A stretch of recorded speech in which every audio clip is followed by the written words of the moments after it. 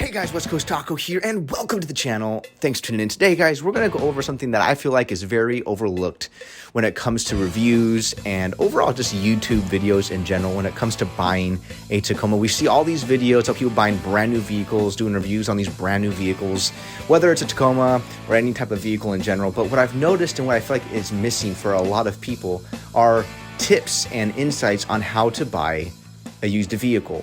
Now, for the third-gen Tacoma, in my opinion, from what I've seen, it makes the most sense to really buy a new one because for many of you that already own one or have looked at them, they hold their value extremely well. And I've even seen some used ones on the market, and the pricing that is getting asked for them by the seller is actually more or very close to the cost of a brand new one. So unless there is a, trim level, a certain package, a certain platform you're looking for in a Tacoma trim level that you can't find brand new, it makes sense to buy one brand new. But third gen guys, the third gen Tacoma is just about done. I think pretty much all of the ones that they were going to produce and make are officially over. And everything that you're kind of seeing hit the dealer's lots at this point are essentially vehicles that are just being assembled and pushed onto the lots. But the fourth gen, from what I'm understanding, guys, is in production at full speed, and it should be available to buy, late this year, like in December, and then obviously starting in 2024 in January. And how quickly they'll be able to push these trucks out to dealerships and how quickly people will be able to actually get their hands on one, I don't know how that's going to work. We all know that, there's expectations that are that are usually tried to be set and put forth by Toyota so that people that are wanting to buy these aren't scrambling and frustrated.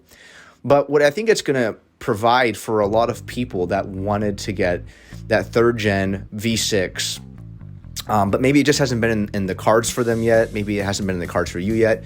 Financially just hasn't lined up where you've had the money to do it, or maybe you've had a car that you've been just kind of really pushing and waiting for it to really just kind of, kick the bucket, and then you were going to make a jump and go for this V6 platform before they're kind of gone. I think it's going to be interesting. I think there's going to be a lot of people that are going to be trading in their third gens for the fourth gens. And I know a lot of people say they're not going to, but I think when it actually comes time, I think a lot of people are going to jump and go for that 4-cylinder hybrid turbo platform. And I think we're going to see a lot of people down the road really wish they would have kept their third gens, very similar to the way the Tundra has kind of played out. I see a lot of people really missing their V8s. In fact, I was even talking to someone not too long ago who had a second-gen Tacoma. They bought one of the first third-gen Tacomas that came out off of the assembly line, and after about 2 weeks of driving the third-gen, they were just trying to get their second-gen back, but the second-gen had already been sold that they traded in, and they had to stick with the third-gen and so forth. And so without diving into great detail, I think we're going to see a lot of people trading in their third-gens for that fourth-gen, and then down the road kind of maybe have some regrets, and maybe not. I really hope for the sake of the person buying, the new fourth gens, that they don't have that issue, because I would never wish that upon anybody. But for those of you who have been wanting to get a third gen, and it's just, like I said, hasn't been in the cards, this could be a really good opportunity as, this is coming up for you to snag a used Tacoma that could be in a really good, shape and condition from the prior owner. So today, guys, I want to talk about the best, top 10 tips that I would recommend when buying a used Tacoma, and for the most part, almost any vehicle. So let's dive into this, guys. So the first thing I want to recommend doing when buying a used Tacoma is, what year should you be looking for? Well, guys, I'm going to recommend anything 2020 or higher. And why is that? Well, from 2016, when they started building these and pushing them out onto the dealer's lots, the best reviewer of the vehicle is going to be the consumer itself. And so for those first 4 years, they got to hear what people were liking, not liking. They were able to kind of focus in on what the recalls they were having, the TSBs they were having to push out to kind of fix some of these issues that, these Tacoma owners were having, just kind of like they're doing with the Tundra right now. And so I felt like if I waited, for that first half year point, or not half year point, but halfway mark, I should say, for that generation of Tacoma, if they run them for 8 years or 7 years, waiting to about that 3.5 to 4 year mark, it should be, that vehicle that's coming off the assembly line should have the majority of the kinks, the majority of the problems that Toyota was trying to troubleshoot kind of worked out at that point. So when I went and started looking for a used Tacoma, I was looking for anything 2020 or higher, and I ended up buying, for those of you who have not been following the channel, and you're watching this for the first time, I bought this 2020 TRD off-road 4x4 double cab long bed with the advanced technology packages as well as the premium package, and couldn't be happier with this truck. I've had to work through a few issues, and the whole purpose of this channel, is to really just make the Tacoma better and help you guys, and just provide a platform that we can all just kind of join in on together and kind of share each other's stories, thoughts, and experiences to better help one another and better assist one another in this process of either being a Tacoma owner or potentially being in the market to buy one. Okay, so number 2, location. Well, for those of you guys who live on the East Coast, you guys already kind of, I think, have an idea of where I'm going with this. If you're buying a used Tacoma, I would highly recommend trying to buy one from a state or from an area where the climate is a little more mild. Guys, I spent about 5 years on the East Coast. So for those of you who've been born and raised, on the East Coast or up north towards like Michigan and areas where there's a lot of salt that's put onto the roads in the wintertime, I'm not here trying to say I know more than you by any means, but you guys know what I'm talking about. And for those people who buy vehicles and they don't get the undercarriage portions of their truck treated to help reduce and minimize salt corrosion and rust and just all of the wear and tear that happens to vehicles that are really driven hard or driven on a regular basis, especially trucks that are 4-wheel drive. People are buying these Tacomas because they need to be able to get through snow, ice, and just kind of terrain that can be kind of challenging for a regular, mid-size sedan or van or vehicle for that standpoint when the winter time comes. So if you're looking to buy a used vehicle and you do live in a state that does have a lot of salt on the roads in the wintertime, that does have a lot of vehicles that have rust issues, I would challenge you. I would definitely consider thinking about buying a vehicle from an area where you're going to find, less conditions that are going to be just less wear and tear. And the conditions are much more milder when it comes to the weather. So for me, guys, I bought my vehicle in California, San Diego to be exact. That's where I live. So for me, it's very easy. But if you guys live, in Pennsylvania, Maryland, Virginia, Washington, D.C., someplace where they're putting a bunch of salt on the road in the wintertime, and you're worried about that, I would consider going maybe a little bit further south, maybe to like Florida, North Carolina, South Carolina, places where there's not going to be as much salt on the road, and try to find a vehicle that's been really well taken care of, that doesn't have a bunch of rust underneath it. And it just might benefit you a little bit more in the long run if you plan to take care of this truck and you want to keep it for a very long time, like myself. Okay. And last but not least, when it comes to point number 2, heat. Heat is another big item as well. So if you live in Arizona, Nevada, New Mexico, where the temperature just gets blazing hot in the summertime, we're talking, triple digits for a very consistent period. Guys, there's probably 2 things that wear and put the most amount of damage on vehicles outside of people just not taking care of them mechanically, and that's just the weather. The sun beating down on it, the salt beating down on it, or, getting up underneath and causing corrosion and rust issues. So if you guys do live in Arizona, New Mexico, make sure you guys are thinking about this, because like I said, if this vehicle's been parked outside all day, it's parked outside all night, and the person uses it every day as their daily driver, this vehicle could have some paint damage on the roof. It could have some wear and tear on the dash and in the interior if they didn't have a good tint put on the windshield and on the window. So just make sure when you guys are getting ready to buy a vehicle, you guys take all of this into consideration, because like I said, the elements, where the truck's from, is going to play a pretty big fact in how well of a condition this truck is in, if the owner didn't take care of it super well or kind of go above and beyond to maintain the paint and the interior and the under portions of the vehicle from, just like I said, the elements, the weather, etc. Number 3, guys, this is kind of a basic in my mind, but to each their own. I've had people that have bought in vehicles with salvage titles, but I would never recommend it. But that would be, staying away from a vehicle that has a salvage title or an accident on record.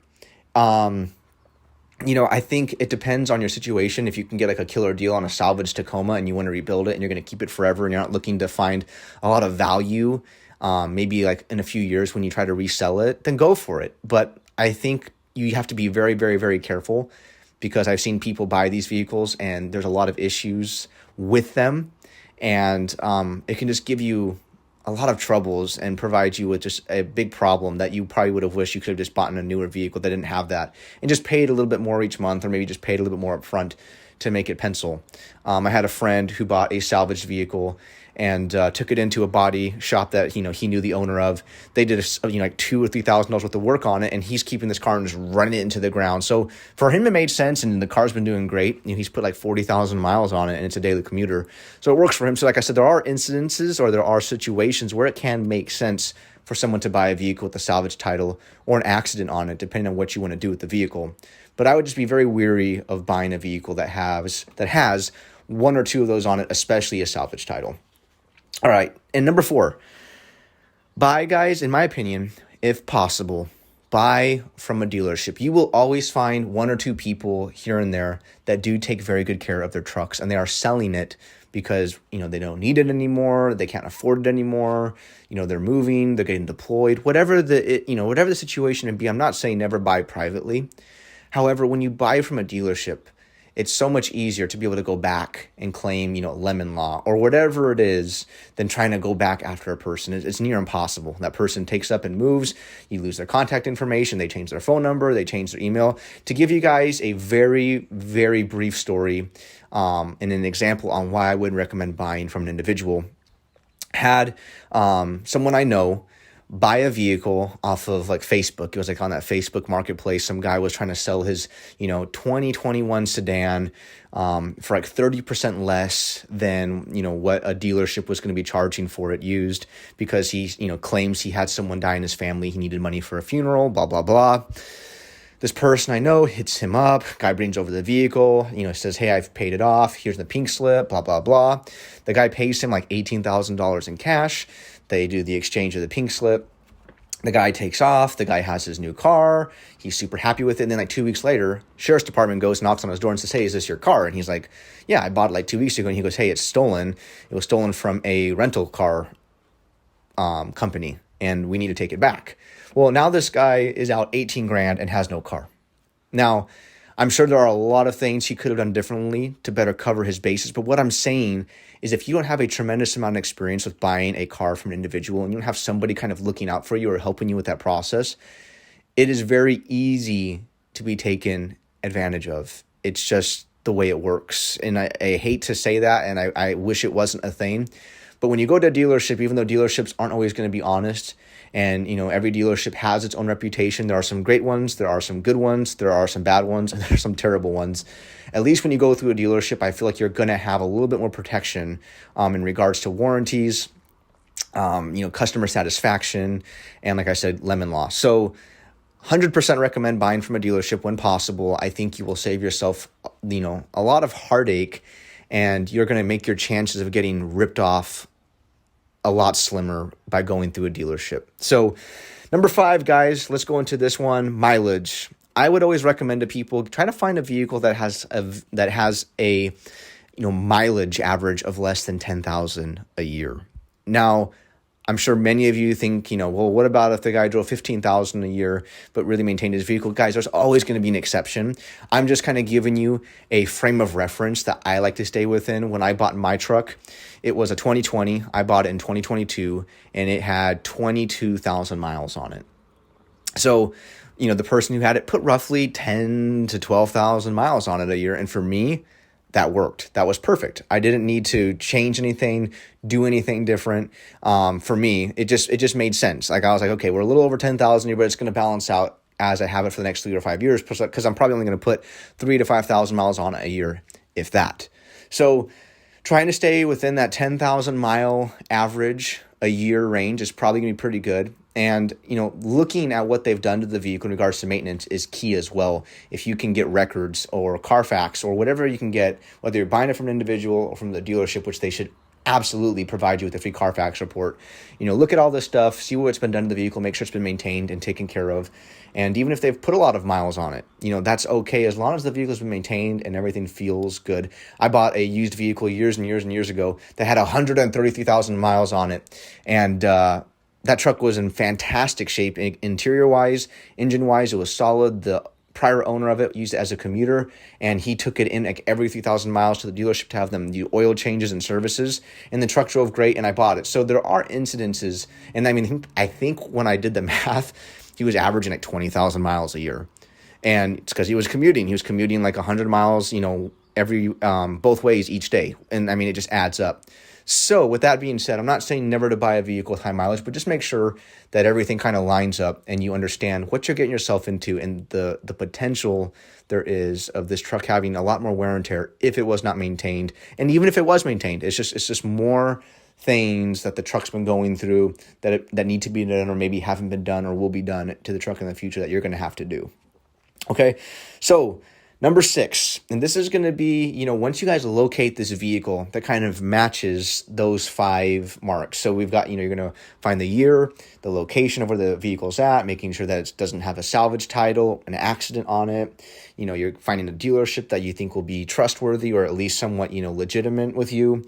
And you found one with a decent amount of lower miles on it. Guys, when you go to the vehicle and you start to get into it and you're looking at it, inspect everything, the body, the paint. Don't forget to look at the roof of the Tacoma. The Tacoma paint has a very bad reputation of being very thin on the clear coat. In fact, a lot of vehicles do. Get on top of, the bed, or if there's like step-up bars or sliders or something on it, get on there, look at the roof of the Tacoma, because I guarantee you, if you don't, it'll be that one vehicle that has, some clear coat missing, a scratch, some scuffs on the top. It's one of the most overlooked portions of a truck when buying it because people don't think to get up and look on the roof. You're so busy looking at the sides and the hood and all the stuff that you can see very easily with the naked eye. But look at the places where it's hard to see, where, there could be something hidden the dealership may not even know about. So I would just highly recommend looking at the roof of the truck, checking out the wheel wells, the bed, the tires, the wheels, lights, the undercarriage. A lot of times they'll use a bunch of tire shine to kind of spruce everything up and make it look all shiny. Drive it around for a couple weeks and a wash or two later, and you can see every single flaw. So make sure you're really looking at this stuff into great detail, and also look at the windshield. This was something I learned on this Tacoma for me when I bought it. I'm driving the truck, I'm enjoying it, everything's going great. And then one day I just happened to sit in the passenger side within a few days of buying the truck, and there's a nick. There's like a little crack in my windshield. And, they had already had somebody come out. I think Safelite or somebody came and did like a little repair on it. Obviously, the little rock chip was still in there. The defect was still there. You could see it clear as day. But I didn't notice it because I never sat in the passenger seat. So make sure you guys are really looking over these vehicles with a fine-tooth comb. It's probably one of the most common things people do is you get so caught up in this vehicle that you're looking at and your eyes are going a million miles an hour and you're not having the time to really focus in on it because you're trying to kind of rush through the process. You kind of feel like you have to hurry. Guys, take your time. Okay, the car salesman is there for you. Take your time, look at the vehicle, look at all aspects of it. So when you buy it, you know what defects, what issues are there already. So you're not getting home and feeling like you missed something, or maybe your mind would have been changed or persuaded in a different manner if you would have known about that issue. Number 7, guys, inspect the interior just as well as you're inspecting the exterior. The mats, look for scratches on the door panels. Look at the seats. A lot of dealerships hire a guy, and I've seen them. They hire these guys that come around with shoe polish and shine and all this crazy stuff, and they come around and they just, do a little paint here, touch up a little scuff here, add some shoe polish on black interior, brown on the tan interior, and they hide these, defects really well. Well, guess what? When you go down and you start spraying stuff with interior detailer and getting all the dirt and grime and anything you want to do, for me, when I buy a used vehicle, I love to do a deep detail on the vehicle within the first week of having it. It's just something I like to do. Well, when that happens, you start to find little flaws that you didn't notice before because they were covered up with some of these, cheaper applied products to kind of hide the actual look of the vehicle. And they use a bunch of shine and a bunch of things just to kind of make the truck look really clean and smell really good. But in doing so, when that stuff does wear off in a week or two, you find the flaws. So do the very best you can, guys, to inspect all of these things. Inspect the windshield wipers, sit in all of the seats, because sitting in the driver's seat or the passenger seat will only give you a few angles of the vehicle. Get in the back seat, sit everywhere, and just look around. Look at the headliner. Look at all of these things that are so easily missed, and you might find yourself looking at some items that you didn't realize had issues or defects. And it will help you not just in the negotiation, because a lot of dealerships are going to be like, hey, I'm not going to knock anything off for that. Like, the truck's going to hold its value. If you don't buy it, someone else is going to buy it. But at least at least when you get home, you don't feel like you found something that you wish you would have known about before buying the vehicle. And last, guys, when it comes to the vehicle itself, before you take it on the test drive, look at the fluids. Look at the engine oil. Look at the transmission fluid. It's really hard, the transmission fluid. It's kind of impossible today because there's no dipstick. So, kind of take that one back on the third gen a little bit. But, any other fluid you guys can look at, like the coolant, brake fluid, try to get your eyes on all of this. I remember one time I was looking at a vehicle and I was getting ready to buy it, and I went to go check the coolant, and the coolant was like a brown rusty color. Well, found out that there was just a bunch of rust in the coolant, and the dealership flushed it out a couple times, and the coolant just kept coming out in this rusty orange color after they were pouring in green. I didn't end up buying the vehicle, but how many people look at coolant before buying used vehicles? I think that is one little story that I can use to really just kind of reference. Make sure you look at everything you possibly can before making a decision.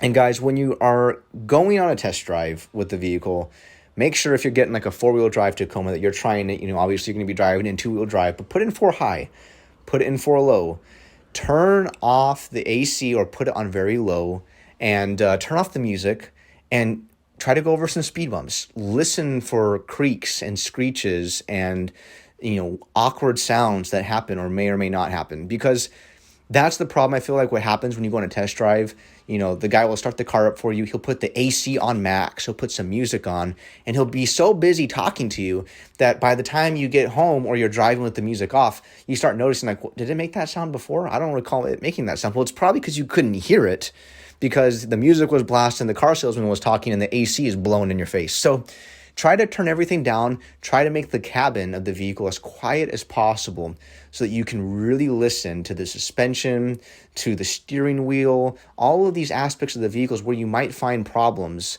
because they exist. There's always a reason why somebody turned in their vehicle. And I'm not saying for certain that they're trying to get rid of it because there's a problem with it. But what I am saying is that there's a lot of times I think people do trade in a vehicle because they were having issues, something was frustrating them about it, and the dealerships take these vehicles, they throw them back on the lot, and they sell them to somebody else who ends up having the same problem, and then that person either has to fix it or try to play the same game. But now you're going to be the second owner, so there's going to be, you're going to lose a little value in that trade-in because you're not the first owner of the vehicle. All right.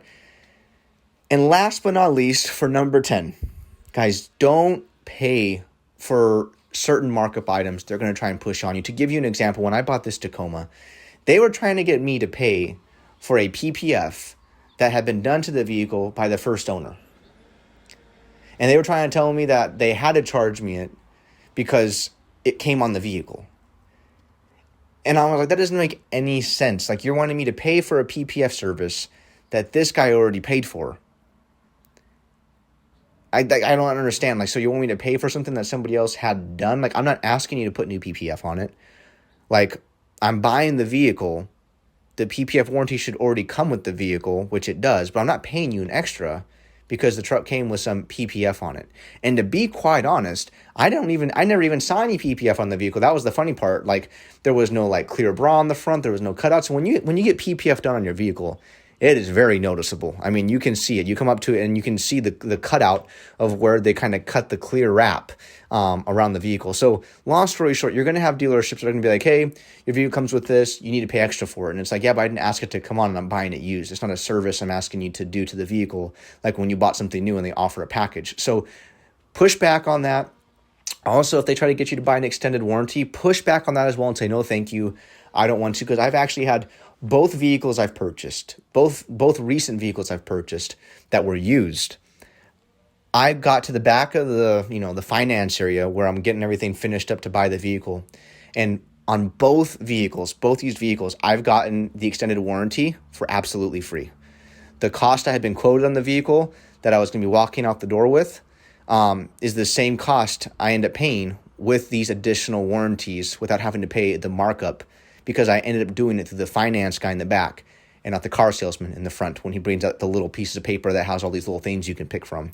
So What I'd recommend doing, guys, is when you're getting ready to buy a vehicle, say no thank you, unless there's absolutely something that you really want, or they're giving you a crazy screaming deal and the dealership is just a stand-up place and you're just feeling really comfortable about it. But maybe just give it a chance to get to the back where you're actually talking to the finance guy, or however you're going to go about purchasing the vehicle, and see what they say. See what they do. Because for me, when I bought my wife's van, it had a bunch of technology in it. The guy wanted us to buy the 5-year extended warranty. I said, no, thank you. We get to the back. The guy actually got us a lower interest rate to offset that. So my cost out the door was still the same as it was earlier without having the 5-year warranty, the extended 5-year warranty on the purchase price. So quick little tip there, guys. Like I said, wait till you get to the back, work these numbers again with the finance guy. It might save you thousands and thousands and thousands of dollars. And so with that being, guys, with all that being said, those were the 10 top things I want to recommend to you if you're looking to buy a used Tacoma. And guys, whether you guys decide to trade in your 3rd gens, whether you decide to opt for the 4th gen because you just have to have it, look, it is no preference to me. It is your money. It's the vehicle you're going to be driving. My job, my personal preference of what I want to do is up to me and me alone. And it's the same for you. I never want to push a product. I never want to push a vehicle. I never want to push a package or a year or a generation of vehicle on you, or make you feel like I'm trying to sell you something, because that's not the intent. I'm not going to make any money by you going out and buying a 3rd gen or a 4th gen Tacoma. Buy the vehicle you want to buy. Own your decision, and don't let anybody tell you different. But if you guys are looking for tips, if you've already kind of made up your mind that you want to go with a 3rd gen and you're just kind of nervous about buying a used vehicle, and you're trying to figure out how to not get scammed, how not to work through issues that you don't want to have to work through because you want to be able just to buy a used vehicle and enjoy it, guys, these 10 items should really help. Now, for those of you who have already bought a used Tacoma or a used vehicle from, your own standpoints and from your own experiences, I would love for you to share in the comments section maybe a few tips or a few things that you've learned over the years on what not to do or what to do when buying a used vehicle. All right, guys, until the next one, guys, I'll be talking to you soon. See ya.